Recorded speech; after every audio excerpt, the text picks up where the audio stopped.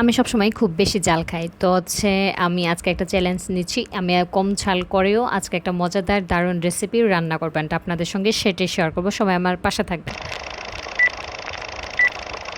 Hello viewers, আসসালামু আলাইকুম। সবাই কেমন আছেন? আশা করি সবাই অনেক ভালো আছেন। আমি আজকে একটা চিকেন কারি করব অ্যান্ড সেটার রেসিপি আপনাদের সঙ্গে শেয়ার করব। অ্যান্ড সবাই জানেন আমি একটা চ্যালেঞ্জ নিয়েছি যে আমি হচ্ছে কম ঝালে মজাদার রান্নাটা করব। কারণ আমি সবসময় ঝাল বেশি দিই, কারণ আমি হচ্ছে ঝাল বেশি খাই। তো আমি প্রথমে হচ্ছে পেঁয়াজ কুচি অ্যান্ড হচ্ছে রসুন কুচি অল্প তেলে হচ্ছে ভেজে নিচ্ছি। মোটামুটি ভাজার পরে আমি সামান্য পানি দিয়ে দিই, কারণ হচ্ছে আমি এখন হচ্ছে একটু একটু করে মশলা অ্যাড করব অ্যান্ড সেটা আমি ভালো করে কষাই নিব আর কি, মানে হচ্ছে ভালো করে সিদ্ধ করব। এখন আমি হচ্ছে 1 চামচ মরিচ, 1 চামচ হলুদ অ্যান্ড হচ্ছে অল্প ধনিয়া দিব অ্যান্ড হচ্ছে সাথে লবণ পরিমাণ মতো আমাদের যতটুকু লাগে আমি সেটা হচ্ছে দিয়ে দিচ্ছি। এখন হচ্ছে সব কিছু আমি একদম তেল আর পানি যেটা নিয়ে নিয়েছিলাম ওইটা দিয়ে হচ্ছে একদম ভালো করে কষাই নিব। সাথে হচ্ছে আমি বাটা মশলা দিছি। বাটা মশলা না দিলে জানেন যে কিছুই মজা হয় না। বাটা মশলা হচ্ছে আদা, রসুন, পেঁয়াজ সব কিছু আমাদের মিক্সড করা থাকে রান্নাতে দেওয়ার জন্য।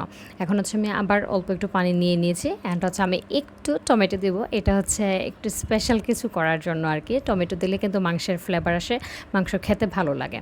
এখন হচ্ছে আমি এটা একটু সময় লাগিয়ে, মানে একটু বেশি সময় নিয়ে হচ্ছে আমি কষাই নিয়েছি অ্যান্ড হচ্ছে এখন আমি চিকেনটা দিয়ে দিব। চিকেন কিন্তু আমি আলাদা একদম ভাজি নাই, কিছু করি নাই। আমি চিকেন সহ মশলাটা মিক্সড করে এখন হচ্ছে কষা নেবেন। সাথে হচ্ছে কিছু আলু দিয়ে দিয়েছি। আলুটা আমি ভাজি নাই, কোনোটাই ভাজি নাই, কারণ আমি সেটা কষায় কষায় রান্না করব। অ্যান্ড হচ্ছে আপনারা সবাই জানেন কষানো রান্না অনেক মজা হয়। অ্যান্ড আপনি যদি এই ভাজেন মুরগিগুলা, একটা হচ্ছে পোলট্রি মুরগি বা ফার্মের যে মুরগিটা ওইটা হচ্ছে মেবি ভাজা লাগে আর কি। আপনি যদি এই মুরগি ভাজেন তাহলে সেটা খুবই শক্ত অ্যান্ড হার্ড হয়ে যায়, খেতে ভালো লাগে না। সেজন্য হচ্ছে এই মুরগিগুলো হচ্ছে কষায় নিলে খুবই মজা লাগে খেতে।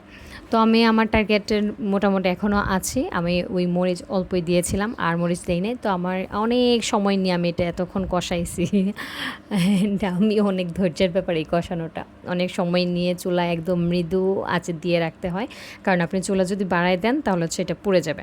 তো অ্যাট লাস্ট হচ্ছে আমার মোটামুটি রান্না শেষ। আমি হচ্ছে লাস্টের দিকে অল্প পানি দিয়ে এটা হচ্ছে একটু ঝোল করে নিয়েছি অ্যান্ড আশা করি এটা অনেক মজা হবে। অ্যান্ড হচ্ছে লাস্টের রিভিউ সবার অনেক ভালো ছিল, মজা হয়েছে।